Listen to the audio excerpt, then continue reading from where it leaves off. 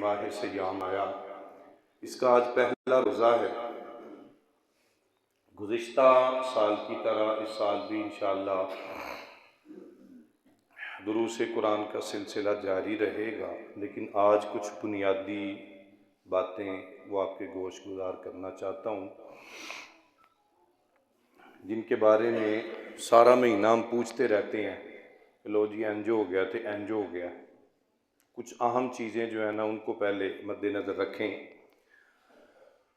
سب سے پہلے تو جو سحری ہوتی ہے، سحری ہماری نوجوان نسل کے اندر یہ ایک ٹرینڈ بن چکا ہے کہ رمضان میں ساری رات جو ہے نا فوڈ پوائنٹس پہ بیٹھے ہوتے ہیں، کسی ہوٹل پہ بیٹھ گئے، کسی برگر شاپ پہ بیٹھ گئے، کسی پیزا شاپ پہ بیٹھ گئے، رات گزاری۔ اب ساری رات اگر کھاتے پیتے رہیں گے تو ظاہر بات ہے سحری کے وقت کہاں کھایا پیا جائے گا۔ تو اس کے بارے میں سب سے پہلی بات تو یہ رکھیں، یاد رکھیں، اللہ کے نبی کا فرمان ہے تسحروا فإن فی السحور برکۃ۔ نبی علیہ السلام نے فرمایا سحری کیا کرو کیونکہ سحری میں برکتیں رکھی ہیں۔ اب کھانا وہی ہوتا ہے جو بے شک رات کا بھی بنا ہو یا صبح تازہ بنایا جاتا ہے، لیکن جو اللہ کی طرف سے برکتیں شامل حال ہوتی ہیں نا، ہم ان برکتوں سے محروم ہو جاتے ہیں۔ میڈیکلی طور پر دیکھیں تو ساری رات یہ سڑکوں پہ بیٹھنا اور کھانا پینا نہ تو ہمارا میڈیکل اجازت دیتا ہے اور نہ ہی اخلاقیات اجازت دیتے ہیں۔ اس لیے صبح سحری لازمی کریں۔ ایک حدیث پاک میں تو آتا ہے کہ سحری کرو بے شک ایک لقمہ ہی کیوں نہ ہو۔ تو جو اللہ کی طرف سے برکتیں اور رحمتیں شامل حال ہوتی ہیں سحری کے کھانے میں، ان برکات کا اور ان فیوز کا حصول وہ ضروری ہے۔ جب ہم اللہ کی برکتوں سے ہی محروم ہو جائیں گے تو کیا ہماری صحت ہوگی، کیا ہمارے روزے ہوں گے اور کیا ہمارے باقی معاملات ہوں گے۔ ایک تو سحری۔ اب سحری کے اندر کھانا کھا رہے ہیں، کب تک آپ نے چلنا ہے، یعنی کب تک اجازت ہے کھانا کھانے کی۔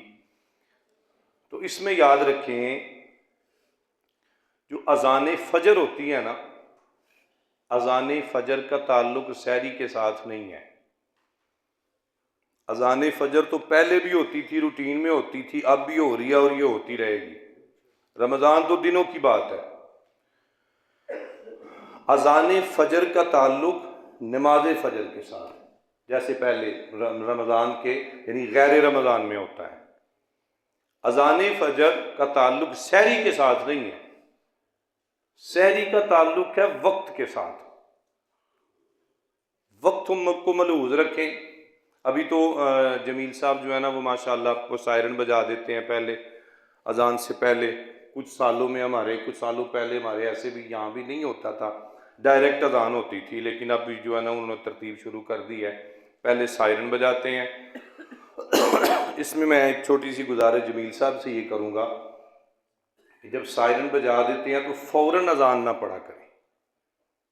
سائرن بجا کے ایک آواز دے دیا کریں بے شک کہ بھائی ٹائم ختم ہو گیا، اب کھانا پینا بند کر دیں، اور کوشش کریں سائرن 1 منٹ پہلے ہو جائے۔ سائرن 1 منٹ پہلے، کیونکہ ظاہر بات ہے لوگ کھانے پینے میں مصروف ہوتے ہیں، اس وقت اپنی مصروفیات میں جاری ہوتے ہیں۔ تو 1 آدھ منٹ اگر سائرن پہلے ہو جائے، لوگ الرٹ ہو جائے کہ بھائی جب ٹائم ختم ہو گیا، جو ہی وہ 1 منٹ گزر جائے، ٹائم پورا ہو جائے، پھر جو ہے نا وہ اذان، تاکہ 1 منٹ کے اندر جو کلوزنگ والا سلسلہ ہے وہ ہو جائے۔ تو ایک تو یہ مسئلہ یاد رکھیں۔ دوسرے نمبر پہ روزہ، سارا دن بھوکا پیاسے رہنا صرف اسی کا نام روزہ نہیں ہے۔ روزہ ایک مشقت کا نام ہے، اور یہ جسمانی مشقت ہے، اور رب تعالیٰ کی ذات بڑی کریم ہے۔ جو بندہ عبادت کے اندر جتنی زیادہ مشقت برداشت کرتا ہے، اللہ اس کو ثواب بھی اتنا زیادہ عطا کرتا ہے۔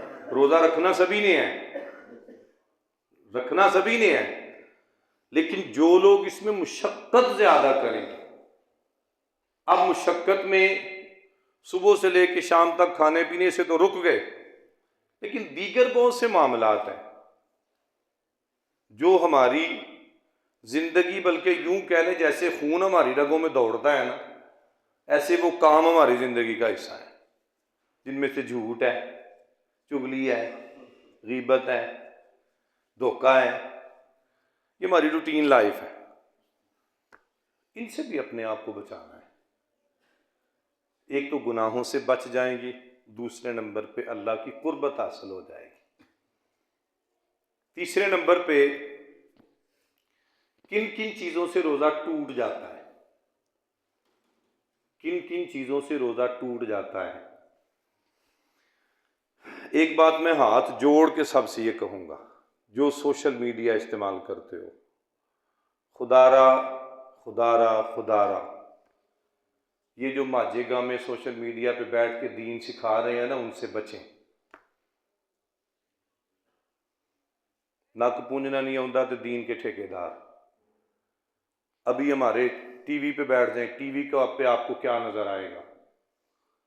وہ عورتیں جو اپنی زندگی میں 4 مرتبہ طلاقیں لے چکی ہیں، وہ ہمیں کامیاب زندگی گزارنے کے طریقے ٹی وی پہ بیٹھ کے سکھا رہے ہیں۔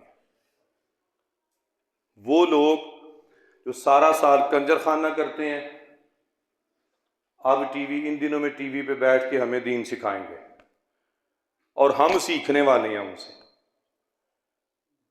ہم ان سے سیکھنے والے ہیں، ہم ہی ان کو پروٹوکول دیتے ہیں نا، ہم میں سے ہی ہیں۔ تو اس ماجے گامے سے بچو، اگر اپنی سوچ، اپنا نظریہ، اپنا عقیدہ، اپنا دین بچانا چاہتے ہو،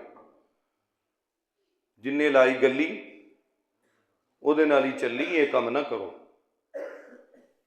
اپنا تعلق علماء سے مضبوط کرو، علماء سے۔ سوشل میڈیا پہ رہو گے تو زندگی بھی تباہ ہو جائے گی اور آخرت بھی تباہ ہو جائے گی۔ میں کئی بار یہ بات کہا کرتا ہوں، ایک بندہ سوشل میڈیا پہ بیٹھ کے ہمیں بات سمجھا رہا ہے، جی اللہ کے نبی نے فرمایا، بھائی کیا پروف ہے اس بات کا جو اس نے کہا وہ سچ ہے کسی کے پاس کوئی گارنٹی اس بات کی کہ جو وہ ہمیں بتا رہا ہے وہ ٹھیک ہے؟ اس کی طرف ہماری کوئی توجہ نہیں ہے۔ ہم نے سمجھ لیا کہ وقت کا محدث بھی یہ ہے، مفسر بھی یہ ہے، اور فقیہ بھی یہ ہے۔ اگر اس طرح دین آتا تو بھائی امام بخاری ساری زندگی سفر نہ کرتے۔ اگر اس طرح دین آتا تو حضرت عبداللہ ابن مسعود رضی اللہ تعالیٰ عنہ جنگلوں کی خاک نہ چھانتے، صحابی رسول ہیں۔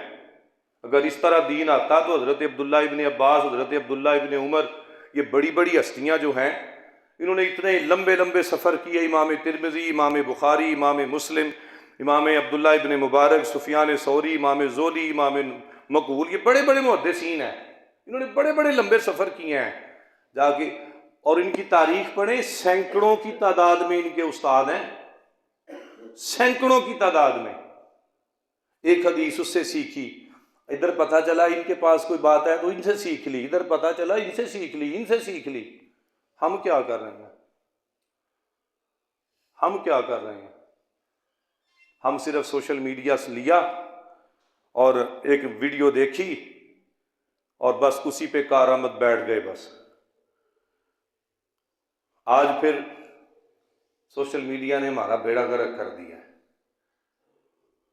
میں آپ کو ایک بات، کوئی مسئلہ ایسا نہیں ہوگا جس میں ہمارے ذہنوں میں خلجان پیدا نہیں کیا گیا، چاہے وہ عقیدے کا ہو، چاہے وہ نماز کا ہو، چاہے وہ روزے کا ہو۔ آج ہی تجربہ کر لیں، آپ جا کے سوشل میڈیا پہ یہ لگائیے گا جی اپنا روزے کے اندر انجیکشن لگانا جائز ہے کہ نہیں، کم از کم 150 لوگوں کی باتیں آپ کو ملیں گی۔ کوئی کہے گا لگاؤ، کوئی کہے گا نہ لگاؤ، کوئی کہے گا یوں ہوگا، کوئی کہے گا یوں ہوگا، اور ہوں گے وہ سارے کے سارے ان میں سے زیادہ تر جن سے یہ پوچھ لینا کہ قرآن کی تفسیر کے اصول بتاؤ تو یہی نہیں پتا ہوگا، ناظرہ قرآن پڑھنا نہیں آتا، تو بیٹھ کے ہمیں محدث بن کے دین سکھا رہے ہیں۔ اس لیے ان چیزوں سے بچیں میرے بھائی۔ ہم تو دیکھتے ہیں نا، کیونکہ ہمیں تو اللہ تعالیٰ نے اس چیز سے نوازا ہے، حالانکہ میں ان چیزوں کو پڑھنے کے باوجود میں نے کبھی کسی سوشل میڈیا پہ کسی کی بات نہیں سنی۔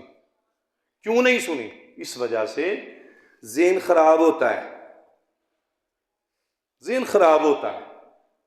اور اگر کہیں اس طرح کی بات میرے سامنے گزر گئی تو پھر میں پوری تحقیق کرتا ہوں اس پہ، اپنے اساتذہ سے رابطہ، اپنے کلاس فیلوز سے رابطہ، کتابیں کھولو، پھر جا کے اس کی جو ہے نا وہ پلس مائنس نکالا جاتا ہے۔ لیکن اسی سن کے بہر ہی نہیں ہے، بس او جی کہہ چھڑیا ہے، بس اے ہی حرف آخر ہے۔ اس لیے میرے بھائی اس چیز سے بچیں۔ رمضان دین سیکھیں، ضرور سیکھیں، لیکن سوشل میڈیا سے نہیں۔ 12 سال لگے مینوں درس نظامی پڑھ دیا، میں بھی سوشل میڈیا پڑھ کے تے کر لیندا بھائی۔ ادو قرآن دیا تفسیراں نہیں سن، سوشل میڈیا دے اتنے کیڑا کم نہیں سی۔ آج اتنے لوگ مدارس میں جا کے پڑھ رہے ہیں، وہ کس لیے پڑھ رہے ہیں؟ وہ بھی تو گھر سوشل میڈیا لو، ویڈیو لاؤ، بیٹھ کے سن لو، اللہ اللہ خیر سن لو، کیا ضرورت ہے کسی؟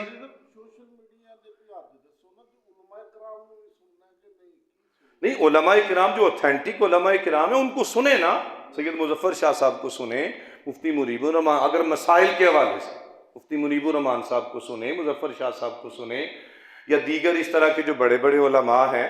اگر آپ نے کوئی بات سنی ہے مجھ سے رابطہ کریں، اپنے کسی بڑے سے رابطہ کریں، لو جی اے گل اساں سنی ہے، اس کی حقیقت کچھ ہے کہ نہیں؟ اس لیے میرے بھائی صرف سوشل میڈیا پہ مت بیٹھیں۔ اور ایک اور میسج دیا جا رہا ہے، بس جی قرآن جو ہے ان کسی اور شاید کی لوڑ ہے؟ آپ میں سے کوئی ایسا بندہ کہے جی قرآن ہے، تو میں اس سے سوال کرتا ہوں مجھے بتائے۔